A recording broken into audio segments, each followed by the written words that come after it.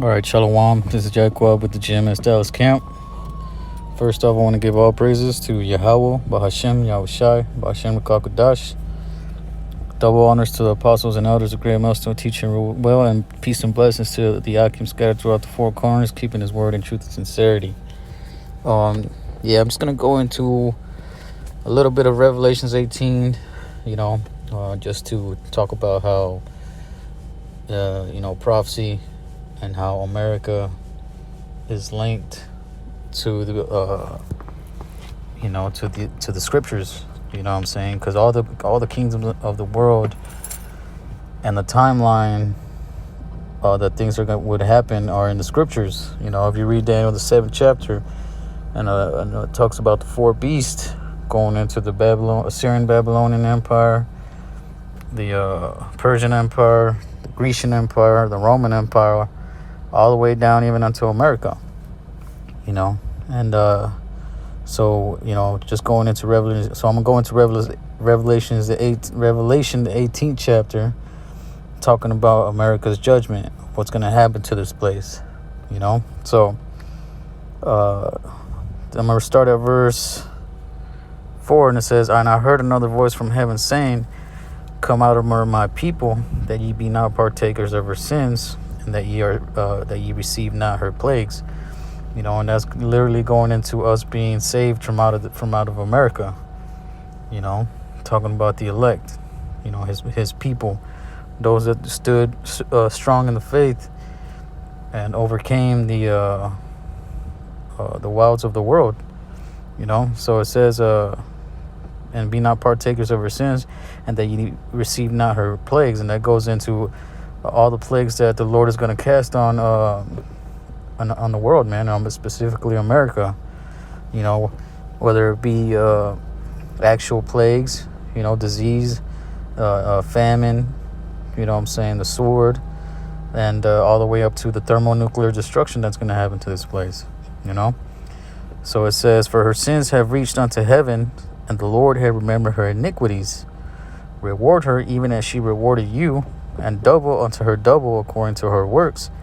In the cup which she had filled to her double." So America, is going to have to pay for everything that it's done, not only to the nation of the people of the nation of Israel, but also unto the whole world, man, as well as to the whole planet. Whether it be the oceans, the trees, the climate, animals.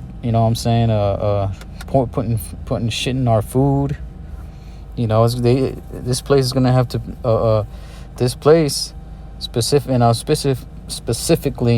targeting a certain race of people. Who we call Edomites. According to the scriptures. Because these people are running the world right now. These elites, these Amalekites. They got a strong hold on all these different nations all over the part of the world, and the main dominant race ruling over these over everything that America does, as well as these other nations, is Esau, man.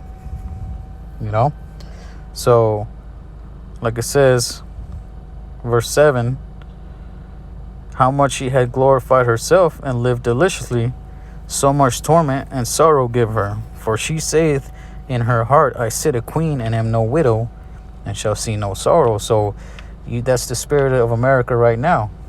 These people, this whole nation, thinks that they can't be touched, that they the strongest, most powerful superpower on the planet Earth. That's why it goes into "For she saith in her heart, I sit a queen and am no widow, and she shall see no sorrow." She don't think that she gonna be. This place thinks they ain't gonna be touched. Just look at the spirit of the so-called average American. We're America. Nobody who can stand up against us, right? So let's go to Isaiah 47. So I'm just gonna get to the point. Okay, I'm going to start at verse 6. So it says, "I was wroth with my people. I have polluted mine inheritance and given them into thine hand. Thou didst shew them no mercy. Upon the ancient hast thou very heavily laid thy yoke. And that goes back to Deuteronomy the 28th chapter, going into how we were going to be given into the hands of a nation with a fierce countenance. That's talking about America, man. You know, because who else went into slavery under the hands under the flag of America?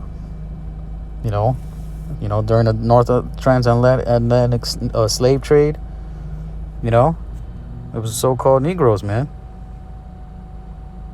There's no other way of getting around that prophecy, man. And I'll go into further detail in another video, going into the that links to so-called Negroes, Latinos, and Native Americans to being under captivity under these people, man, under this nation. Because I mean, who else has suffered through that kind of slavery, man? Look at the so-called Native Americans, Gadites. And then what about the so-called Latino tribes, man? The Aztecas, Incas, all them, Mayans. You know, they were under slavery under the Spanish, man. And that was all through prophecy. But anyways, yeah, so that's why we were put in this condition, man, because the Lord was angry with us. So he polluted us, and he gave us unto the hand of our enemies. You know, but hey, like it says right there, thou didst shew them no mercy. Upon the ancient hast thou very heavily laid thy yoke. You know, which represents that chain of slavery, or that yoke around the neck of slavery. You know what I mean? And it shows you that Esau went too far with it. He took an extra mile, man. You know, raping the men in front of the women, raping the women in front of the men. You know what I'm saying? Butt breaking. All the death that happened during the travels from the west part of Africa all the way to the Americas. All of that.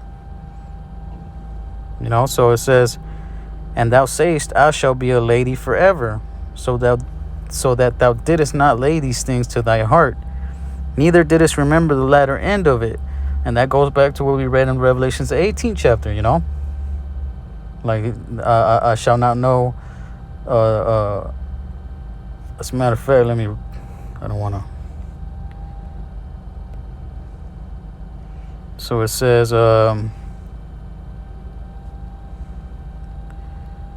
verse 7, how much she had glorified herself and lived deliciously, so much torment and sorrow give her, for she saith in her heart, I sit a queen, and am no widow, and shall see no sorrow. So then if we go back to Isaiah, the 47th chapter, starting at verse 7, it says, and thou sayest, I shall be a lady forever. Going into her, like I said, Revelation, I sit a queen, so that thou didst not lay these things to thine heart, neither didst remember the latter end of it. You know, so she wasn't thinking about the consequences. You know, America and the people that rule over it weren't thinking about the consequences of what's going to happen to them for all these atrocities that they've done throughout the whole existence, man. And if you go into that word, I always like to go into this word, lady.